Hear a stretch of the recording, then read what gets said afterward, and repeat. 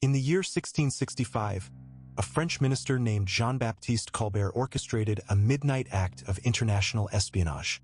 He tensed behind his massive oak desk in the dim light of his royal chamber. Colbert secretly smuggled highly guarded glass artisans out of the heavily fortified Venetian Republic. This high-stakes operation risked an open diplomatic war for a single domestic secret. What nobody knew at the time was that this theft would permanently mutate human psychology. It eventually birthed the modern household wall mirror. This simple object altered our global economic systems. It permanently stripped humanity of its original mental autonomy. This is a story about the corporate monetization of the human face. It is a history of economic control and psychological warfare. Before the mirror became a mundane fixture on our walls, humanity lived in absolute visual isolation. For thousands of years, your ancestors walked the earth in complete ignorance of their own facial features. They experienced their bodies strictly from the inside out. They relied entirely on the spoken descriptions of their family members to understand their own appearance. The human countenance remained a profound and haunting mystery to its actual owner. Identity was entirely anchored within the tribe rather than the individual ego. Personal vanity could not exist without the literal tools of self-obsession. Life was a collective experience. Early humans sought a glimpse of themselves in the volatile natural world. They knelt beside stagnant forest ponds on clear, windless days. They stared down into murky pools of water. The reflection they received was fleeting and deeply flawed.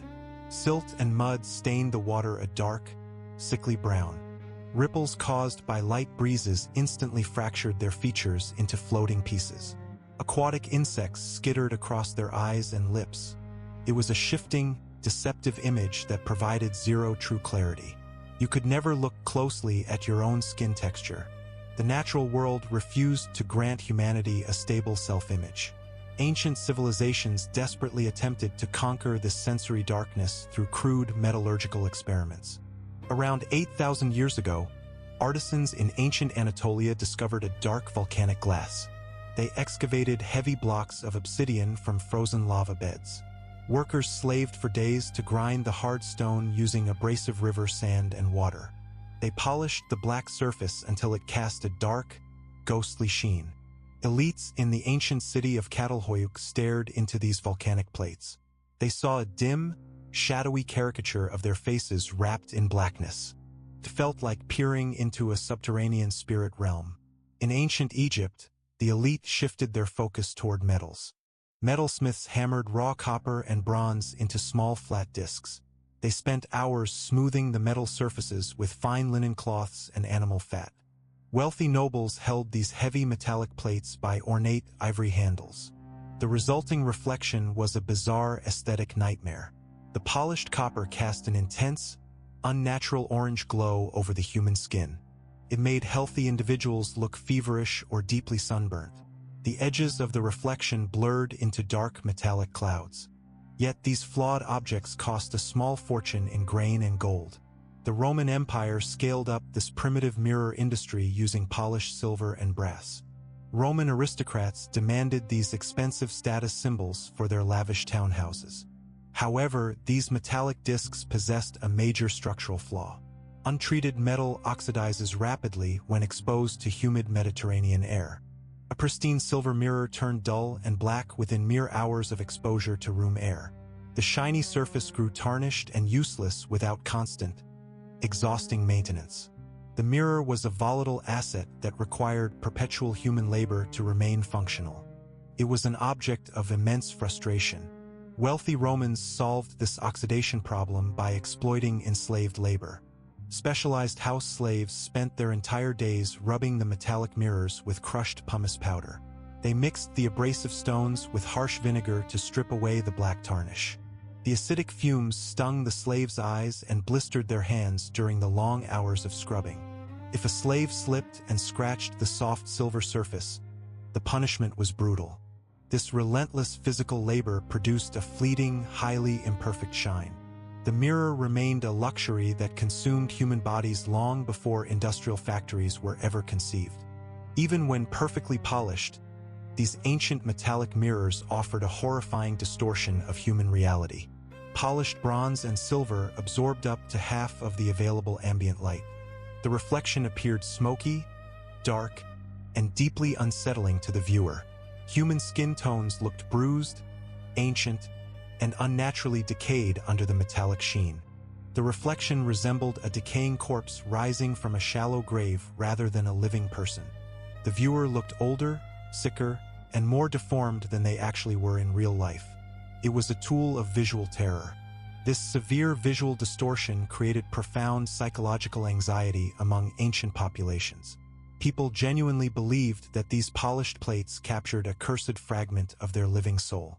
They feared that looking too long would invite demonic forces into their minds. In the dark medieval centuries, the situation deteriorated even further as metallurgical secrets were lost. Early glass production was incredibly primitive and structurally flawed. Medieval artisans could only produce small, uneven spheres of dark green glass. They could not create flat sheets. The path to the modern wall mirror was entirely blocked by technological failure. To create a reflective backing, medieval glassblowers poured molten lead into these hot glass globes. The toxic metal coated the curved interior surface. The workers then allowed the heavy spheres to cool completely. Once cold, they deliberately cracked the globes into small, curved shards.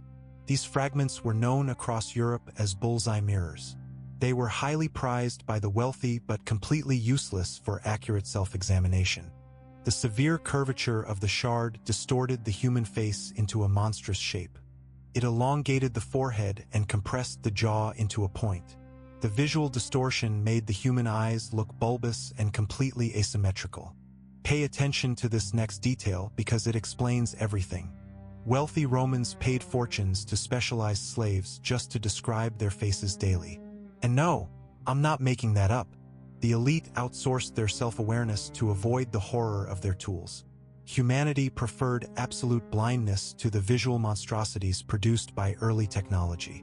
True self-reflection did not exist. This total lack of accurate self-awareness had devastating biological and social consequences. Before the wall mirror arrived, humanity possessed an entirely different relationship with physical deformity and disease. Deadly pathogens ravaged the human countenance without the victim ever realizing the visual horror of their condition. Smallpox left deep, cavernous pits across millions of human faces. Leprosy slowly eroded nasal cartilage and facial tissue over years of silent agony. Victims felt the intense physical pain of these afflictions. They smelled the unmistakable odor of their own altering flesh. Yet they never had to gaze directly into the precise visual reality of their physical ruin. They did not sit before a modern bathroom mirror weeping over their changing features. Their suffering was intensely physical but entirely free from modern visual shame. Society accepted these horrific deformities as communal burdens rather than personal aesthetic failures. You did not hide away in your home because your skin was scarred by disease. The collective gaze of the village was the only measure of your existence. Individual physical perfection was an alien concept.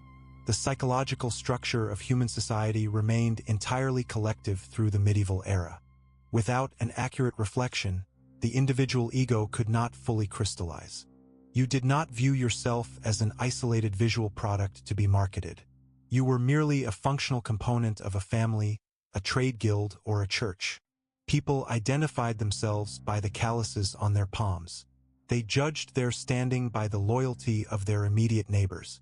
The modern concept of the independent, self-obsessed individual was completely absent from the world. A dark alchemical breakthrough would change everything. The island of Murano sat in the Venetian lagoon like a floating fortress of industrial secrets. During the early 16th century, Venetian glassmakers achieved a monumental breakthrough. They mastered the creation of cristallo, the world's first truly clear, flat glass sheets. They achieved this by purifying plant ash with manganese dioxide. But clear glass alone could not create a perfect mirror. It required a highly reflective metal backing that could adhere smoothly to the flat surface. The artisans solved this by utilizing a lethal combination of tin and mercury. The manufacturing process was an alchemical ritual of extreme precision. Artisans spread a thin sheet of tin foil over a perfectly smooth marble table. They poured liquid mercury across the metallic foil. They carefully floated the heavy plate of clear glass on top of the toxic puddle. Massive iron weights pressed the glass down for several consecutive weeks. This intense pressure forced the excess liquid mercury out of the sides. It formed a brilliant mirror-like silver amalgam on the glass backing. The resulting reflection was an absolute revelation for the human senses.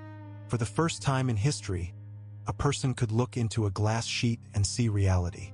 The reflection was perfectly flat, bright, and terrifyingly accurate. Every tiny wrinkle, every minor blemish, and every detail of the human eye became sharply visible. This major breakthrough transformed the mirror into the most valuable commodity in all of Europe. A single Venetian mirror cost more than a fully equipped naval battleship. French aristocrats willingly bartered massive country estates for a single square foot of this silvered glass. The Republic of Venice realized they held a monopoly of unimaginable wealth. The Venetian state immediately turned the island of Murano into a high-security industrial prison. The Council of Ten governed Venice with absolute ruthlessness. They enacted draconian laws to protect the alchemical mirror secret from foreign rivals. They forbade all glassmakers from leaving the island of Murano under penalty of death. The artisans were granted immense social privileges and wealth within the island borders. However, they were completely cut off from the rest of the world. Armed guards patrolled the lagoon constantly to prevent any unauthorized departures. If a master craftsman attempted to escape Murano, his family members were immediately arrested by the state. They were thrown into dark, damp dungeons to force the artisan's return. If the craftsman successfully crossed the border, state assassins were dispatched to track him down. The Venetian government viewed the mirror secret as a matter of supreme national security. The glassmakers were treated simultaneously as royalty and as highly expendable state property. They paid for this forced luxury with their minds and their bodies. The cost was paid in blood. The actual manufacturing process inside Murano was a visceral nightmare of industrial poisoning.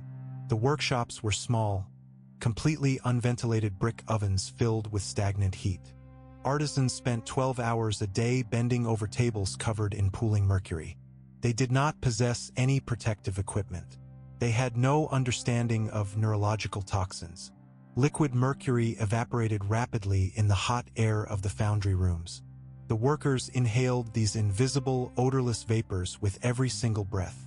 The heavy metal entered their lungs and passed directly into their bloodstreams.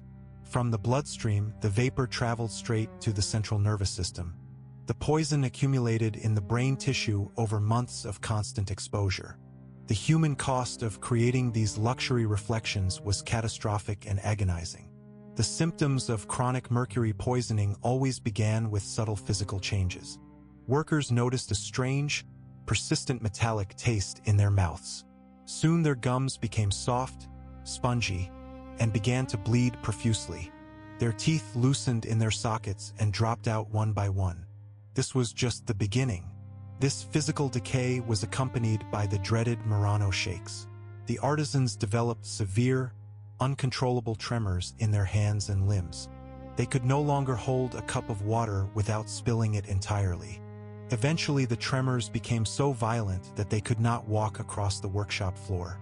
Their speech became slurred and completely unintelligible to their families. The very men who created the tools of perfect visual clarity were physically falling apart. They were broken before they reached middle age. The mirror consumed them completely. The psychological destruction was even more horrifying than the physical collapse of the body. Mercury poisoning induced a distinct psychological syndrome known to medicine as erethism. The peaceful glassmakers transformed into paranoid, hyper-irritable, and deeply unstable individuals. They suffered from profound memory loss and severe insomnia. Terrifying visual hallucinations haunted their waking hours. They saw monstrous shapes crawling out of the very glass sheets they were polishing. Many craftsmen succumbed to violent bouts of suicidal depression. They became terrified of their own shadows. Most Murano glassmakers lost their minds completely before the age of 30. They died in absolute squalor, forgotten by the state that exploited their talents. Their bones were completely saturated with heavy metals at the time of burial. This brings us back to the fateful year 1665 and the French minister Jean-Baptiste Colbert. France was bleeding millions of gold coins every year to purchase Venetian mirrors. King Louis XIV demanded a grand palace that would reflect his absolute power to the world. He planned the Hall of Mirrors. This grand architectural marvel required hundreds of massive, flawless glass panels. Colbert refused to pay the exorbitant Venetian prices. He deployed his network of royal spies to infiltrate the locked island of Murano. The spies used massive gold bribes, forged passports, and false promises of freedom. They successfully enticed a small group of elite Venetian masters to defect. Under the cover of a moonless night, the artisans boarded a secret ship. They fled the lagoon and headed straight for Paris. They thought they were escaping a prison. Colbert established the defectors in a highly secure royal workshop in the Faubourg Saint-Antoine. The French state guarded these men with armed soldiers night and day. They desperately wanted to replicate the precise mercury tin amalgam formula.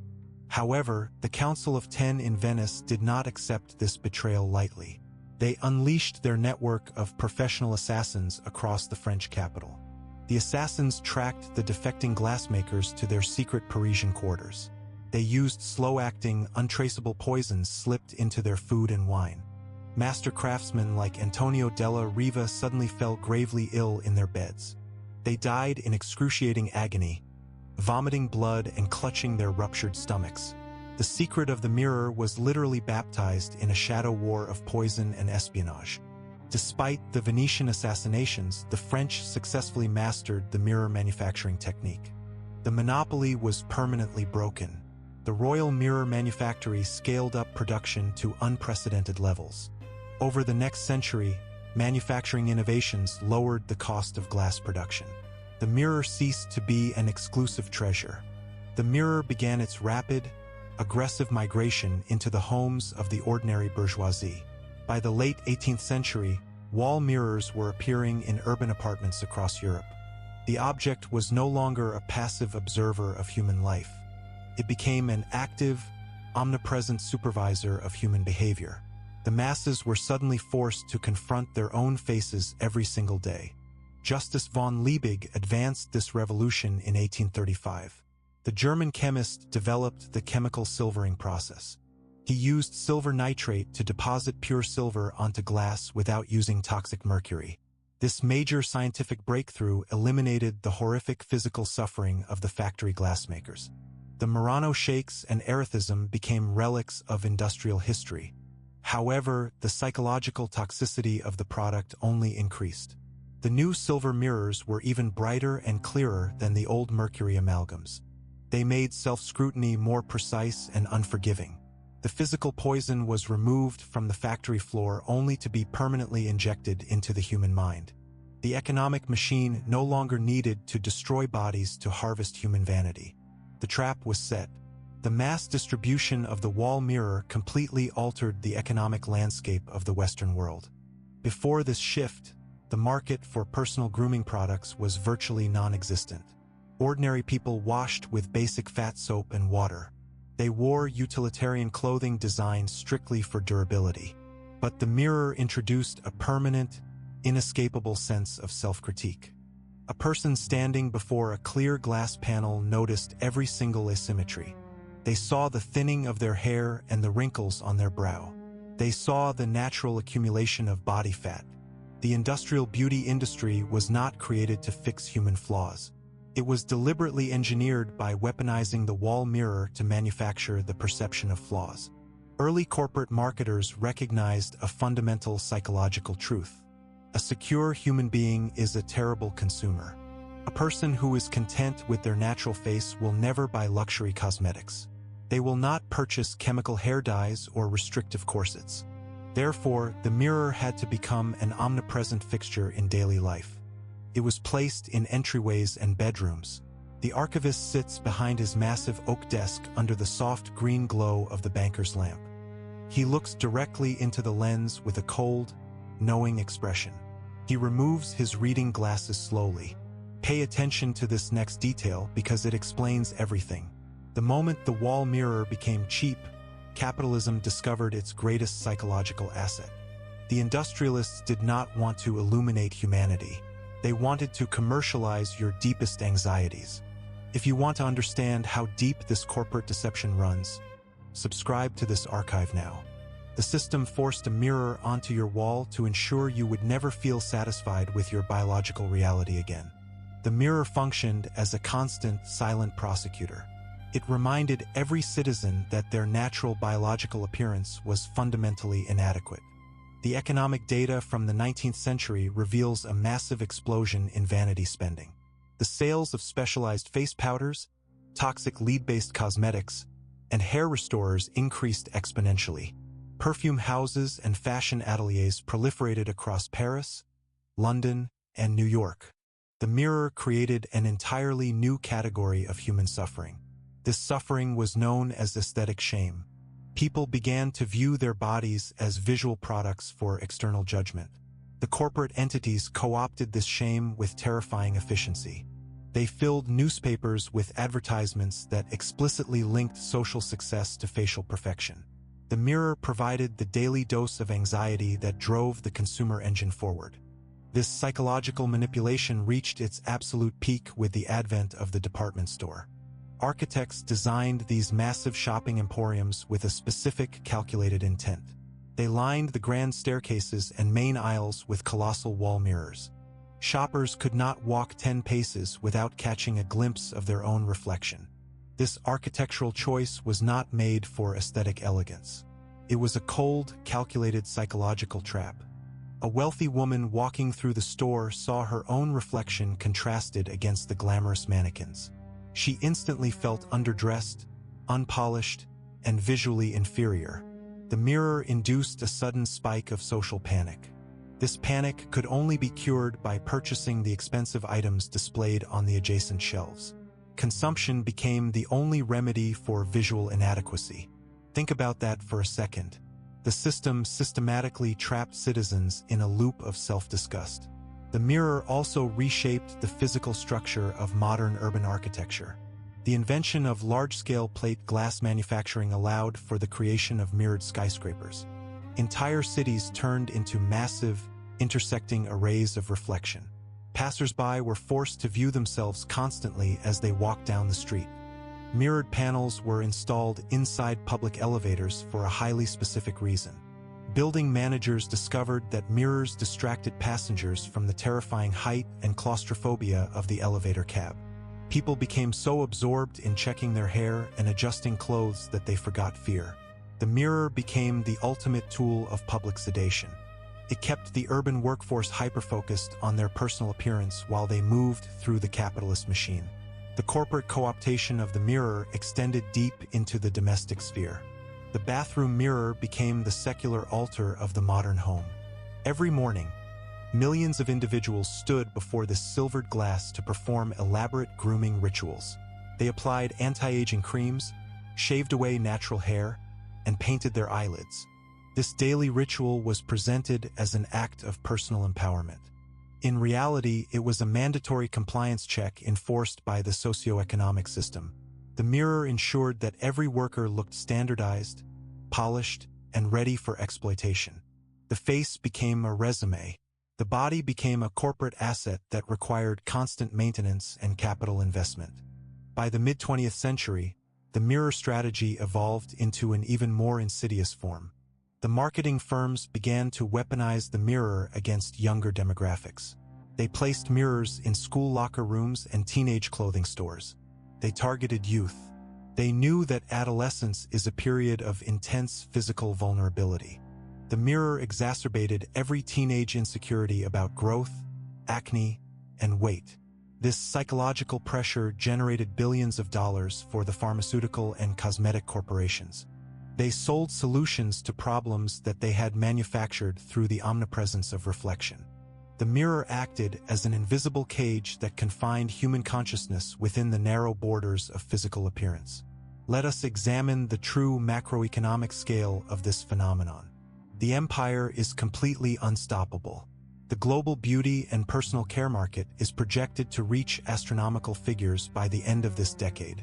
In the year 2026, this industry is worth hundreds of billions of dollars. This entire economic empire relies entirely on a single piece of glass hanging on your wall. If every wall mirror disappeared tomorrow, the global economy would experience an immediate catastrophic collapse. The cosmetic industry would vanish overnight. The fashion industry would shrink to a fraction of its current size.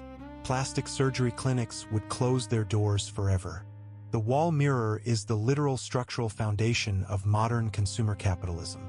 It keeps the cash registers ringing by maintaining a permanent state of mental warfare within the human brain. The psychological consequences of this perpetual self-scrutiny are devastating. Psychologists have documented a massive rise in body dysmorphic disorder and chronic depression over the last several decades. This epidemic is directly linked to the constant, unavoidable feedback loop of the mirror. Human beings were never evolutionarily designed to look at their own faces daily. Our ancestors survived for millennia by looking outward at the environment. They watched the horizon for predators and searched the forest for food. The mirror forced human consciousness to turn inward in a highly unnatural, destructive manner. It replaced external curiosity with intense, neurotic self-obsession. We became prisoners of our own visual surface. This brings us to the ultimate evolution of the Mercury conspiracy in the 21st century. The physical wall mirror has successfully reproduced itself within the digital realm. It is everywhere. The front-facing camera of your smartphone is the direct technological descendant of the Murano glass plates. The screen has become a digital mirror that you carry inside your pocket every second of the day. The corporate masters of Silicon Valley have taken the old vanity triggers and amplified them through complex algorithms. They have created digital filters that smooth out skin, enlarge eyes, and alter facial structure. The mirror is no longer just reflecting reality. It is actively manufacturing a hyper-real, impossible standard of perfection. The modern individual is now trapped within a double layer of reflection. They look into the digital mirror of social media to see an idealized version of themselves. Then they look into the physical wall mirror in their bathroom and feel absolute disgust. The real face can never compete with the algorithmic perfection of the digital filter. This constant disparity generates an endless cycle of anxiety, low self-esteem, and consumption. People spend thousands of dollars on cosmetic surgeries to make their physical faces look filtered. The trap that was set by Colbert and Louis XIV in the 17th century has achieved absolute completion. The human face has been entirely commodified, parsed, and monetized by the global market. The true tragedy of this historical trajectory is the total loss of mental autonomy. We have been conditioned to believe that our reflection is our true self. We equate our worth with the visual image cast by a thin layer of metal behind glass. We forget that the face is merely a biological mask. The true human essence cannot be captured by an amalgam of mercury, tin, or silver. The physical mirror remains an unyielding arbiter of modern human worth. We have integrated it so deeply into our lives that its presence is no longer questioned. It sits silently in our bathrooms, bedrooms, and corridors. It watches us grow old, watch our bodies change, and watches our confidence erode. Every day, we give it the power to determine our mood and our self-esteem. We seek its validation before we step outside into the world. Our ancestors found their reflection in the eyes of loved ones, not in treated glass. We traded deep human connection for superficial visual perfection. The archivist slowly closes his massive leather volume in the dim light. Jean-Baptiste Colbert won his 1665 espionage war. Yet humanity remains completely enslaved to the modern wall mirror. Subscribe if this hidden reality surprised you. Click the video on your screen right now to uncover deeper secrets of human history.